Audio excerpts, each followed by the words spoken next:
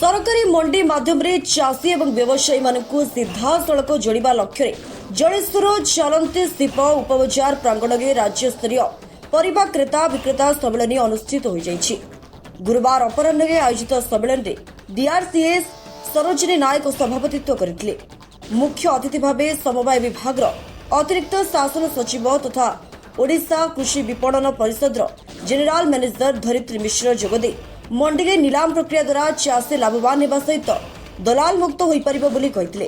अन्य मंचासन अतिथि मध्य जिला मत्स्य संपद अधिकारी, जिला मुख्य कृषि अधिकारी, ओरमास डेपुटी सीओ, मिशन शक्तिर डीपीसी, उद्यान विभाग सहित निर्देशक, एआरसीएस तथा आरोमा ओडिशा राज्य कृषि विपणन परिषद, भुवनेश्वर रिसर्च असिस्टेंट, विदेश को रप्तानी करुवा ग्रीन बॉक्स कंपनी ऑफिसर, नियंत्रित बजार कमिटी उपाध्यक्ष मानस जेना प्रमुख जोगदे चाषी लगी मंडी उत्पन्न पनीपरिबा विपणन रे सरलीकरण बजार व्यवस्था संपर्क में आलोकपात करथिले। देखो जोड़ा आमर चाषी मान मुख्य समस्या थिला कोन जे आमे प्रोडक्शन करूछु किंतु बिक्री हो पारुनी।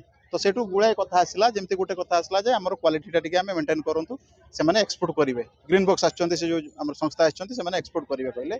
तापरे आमर जो अन्य जो जिल्ला रु आछंती आमर क्रेता माने आछंती से माने भी किनिवे बोली सम्मति देइचंती। तो एबे जेहेतु आमर जो बन्या पाई टिके प्राइस हाई करि जायछि किंतु आमर जते बेले पीक सीजन जते आसीबो नवेम्बर डिसेंबर सेते आमर प्राइस प्रोडक्शन बहुत डिमांड कम थिबो। एठी एबे कोन अछि प्रोडक्शन कम डिमांड अधिक अछि तो प्राइसटा बढ़िछि। किंतु सेते बेले आमर कोन हबो प्रोडक्शन बेसी थिबो किंतु डिमांड भी एते आमर कंजप्शन हबोनी। तो हमकु सेते बेले दरकार पड़िबो बाहर को पठेबार बाहर राज्य माने जो आमर जिल्ला को। तो सेते बेले आमे ताको सहयोग नबु। या भितरे आजि करिवार उद्देश्य होछि कोन ना एई जो हमकु 3-4 मास मिलो ता भितरे आमे गोटे रोड मैप बनाइ देबु। से आज वर्षा दिन हेल्ले भी करूँ कौन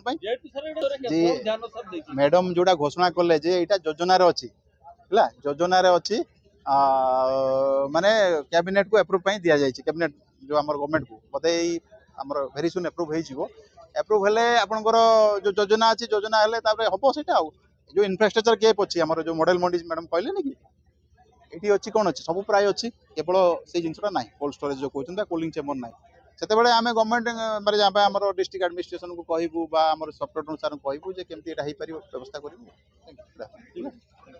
बालेश्वर जिला प्रतिनिधि ज्योतिरंजन पंचायत को रिपोर्ट स्वतंत्र ओडिशा लाइव।